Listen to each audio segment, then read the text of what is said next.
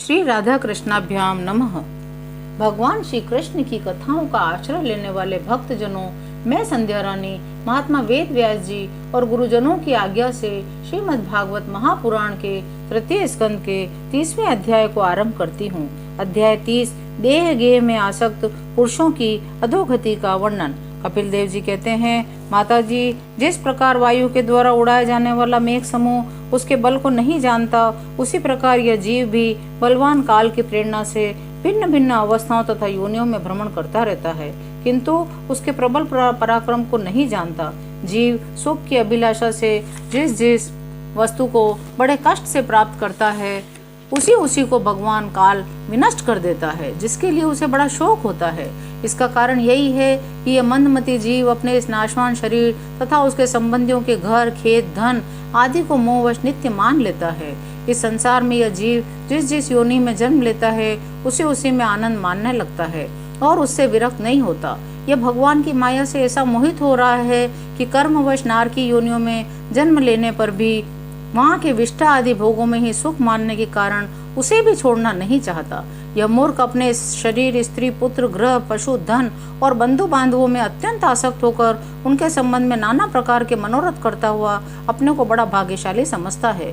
इनके पालन पोषण की चिंता से इसके संपूर्ण अंग जलते रहते हैं, तथापि दुर्वासनाओं से दूषित हृदय होने के कारण यह मूढ़ निरंतर इन्हीं के लिए तरह तरह के पाप करता रहता है।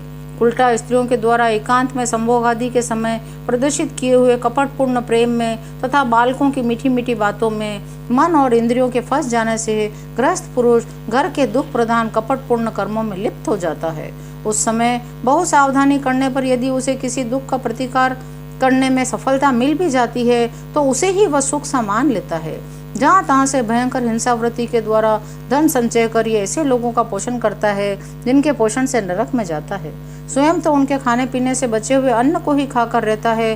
बार बार प्रयत्न करने पर भी जब इसकी कोई जीविका नहीं चलती, तो यह लोभवश अधीर हो जाने से दूसरे के धन की इच्छा करने लगता है। जब मंद भाग्य के कारण इसका कोई प्रयत्न नहीं चलता, यह मंद बुद्धि धनहीन होकर कुटुंब के भरण पोषण में असमर्थ हो जाता है, तब अत्यंत दीन और चिंतातुर होकर लंबी लंबी सांसें छोड़ने लगता है। इसे अपने पालन पोषण में असमर्थ देखकर वे स्त्री पुत्रादि इसका पहले के समान आदर नहीं करते, जैसे कृपण किसान बूढ़े बैल की उपेक्षा कर देते हैं।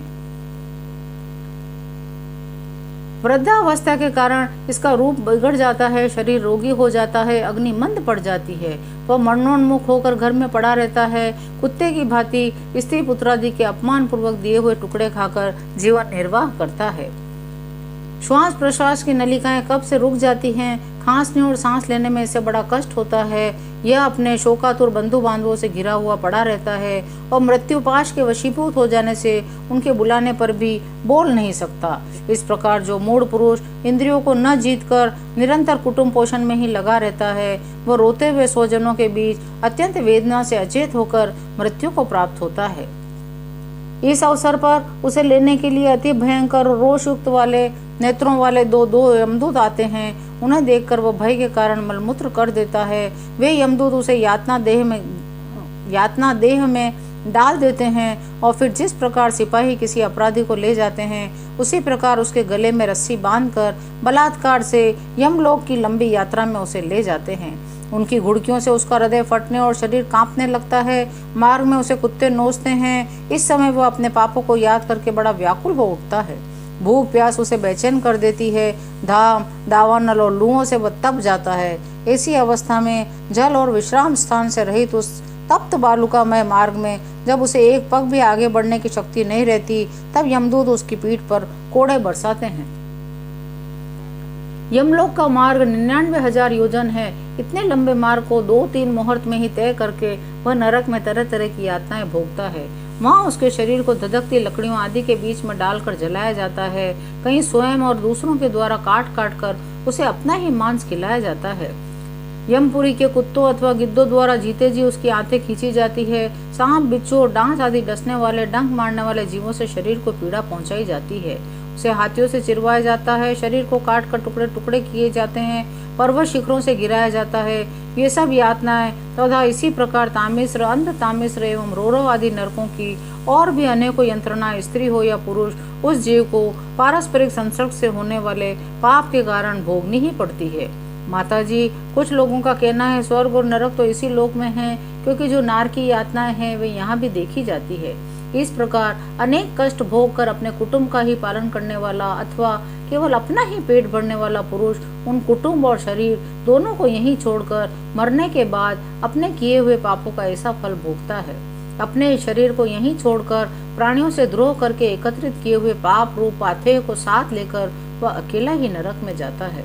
मनुष्य अपने कुटुंब का पेट पालने में जो अन्याय करता है उसका देह विहित कुफल वह नरक में जाकर भोगता है। जो पुरुष निरी पाप की कमाई से ही अपने परिवार का पालन करने में व्यस्त रहता है वह अंध तामिश्र नरक में जाता है। मनुष्य जन्म मिलने के पूर्व जितनी भी यातनाएं हैं तथा शूकर कुकर आदि योनियों के जितने भी कष्ट हैं उन सबको क्रम से भोग कर शुद्ध हो जाने पर वह फिर मनुष्य योनि में जन्म लेता है। 30वां अध्याय यहाँ विराम लेता है। शेष अगले अंक में। जय श्री कृष्ण।